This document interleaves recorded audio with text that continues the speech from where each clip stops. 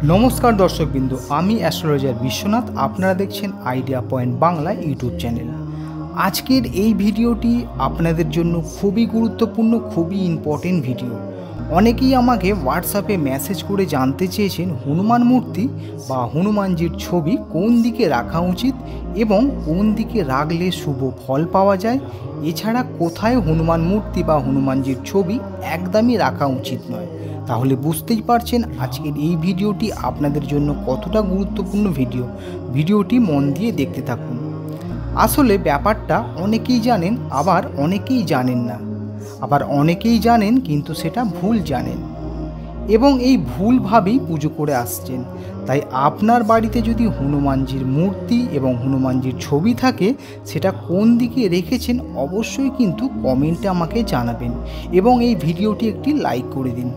যদি আপনি প্রতিদিন বাস্তু রিলেটেড মানে বাস্তু দোষের প্রতিকার এবং বাস্তু রিলেটেড ভিডিও যদি আপনি দেখতে চান, এছাড়া জ্যোতিষশাস্ত্র নিয়ে যদি ভিডিও দেখতে চান, তাহলে কিন্তু এই চ্যানেলটি এখনই সাবস্ক্রাইব করুন এবং পাশে থাকা বেল আইকনটি ক্লিক করে অল করে দিন, তাহলে সর্বপ্রথম ভিডিও আপনার কাছে পৌঁছে যাবে।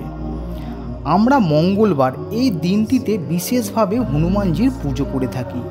তবে যদি সঠিক নিয়ম মেনে সঠিক দিকে রেখে যদি আমরা পুজো করতে পারি তাহলে আরও বেশি ফলাফল কিন্তু আমরা পেতে পারি। এই মঙ্গলবার দিনটিতে হনুমানজিকে অবশ্যই কিন্তু লাল জবা ফুল দিয়ে পুজো করবেন এবং সামনে দেশি ঘিয়ের কিন্তু প্রদীপ জ্বালাবেন এবং সঙ্গে লাল মিষ্টি দেবেন এবং লাল মিষ্টি দেওয়ার পরে অবশ্যই কিন্তু 5 বার হনুমান চালিসা আপনি পাঠ করবেন। যদি আপনার সময় না থাকে তাহলে কিন্তু আপনি 1 বার 2 বার 3 বার আপনার সময় অনুযায়ী কিন্তু অবশ্যই হনুমান চালিসা পাঠ করবেন এই মঙ্গলবার দিনটিতে। তবে যদি এই নিয়ম মেনে আপনি প্রতিদিন পুজো করতে পারেন এবং হনুমান চালিসা পাঠ করতে পারেন তাহলে কিন্তু আপনি দারুণ ফলাফল দেখতে পাবেন। তবে যদি আপনি হনুমান চালিসাটা রোজ পাঠ করতে পারেন তাহলেও কিন্তু আপনি বিশেষভাবে ফলাফল পাবেন। এবার বলবো কোন জায়গায় হনুমানজির মূর্তি বা ছবি রাখবেন না। প্রথম, বেডরুমে কিন্তু বেডরুম মানে শোবার ঘর, এই বেডরুমে কিন্তু হনুমানজির ছবি বা মূর্তি কখনোই কিন্তু রাখবেন না। যদি আপনি ভুল করে বেডরুম শোবার ঘরে যদি হনুমানজির মূর্তি বা ছবি রাখেন তাহলে কিন্তু আপনার বাড়িতে বাস্তুদোষ কিন্তু শুরু হয়ে যাবে। এই বাস্তুদোষ হলে কি কি সমস্যা হয় আপনারা অনেকেই জানেন, তো আমি আর বেশি কিছু বললাম না। এবারে বলবো কোন দিকে রাখবেন এই হনুমানজির ছবি বা হনুমানজির মূর্তি কোন দিকে রাখবেন। সর্বপ্রথম সেটা হলো দক্ষিণ দিকে মুখ করে আপনাদের রাখতে হবে। এই দক্ষিণ দিকটি হলো সবথেকে প্রিয় দিক, শুভ দিক। দক্ষিণ দিকে যদি আপনি হনুমানজির মূর্তি বা হনুমানজির ছবি রেখে পুজো করতে পারেন তাহলে কিন্তু সবথেকে বেশি ফলাফল কিন্তু আপনারা পাবেন।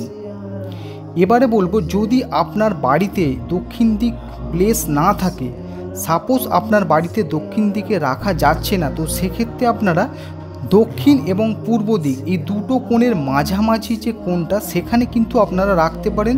এছাড়া যদি ওখানে যদি আপনার রাখা না যেতে পারে তাহলে কিন্তু আপনি পূর্ব দিকে রাখতে পারেন।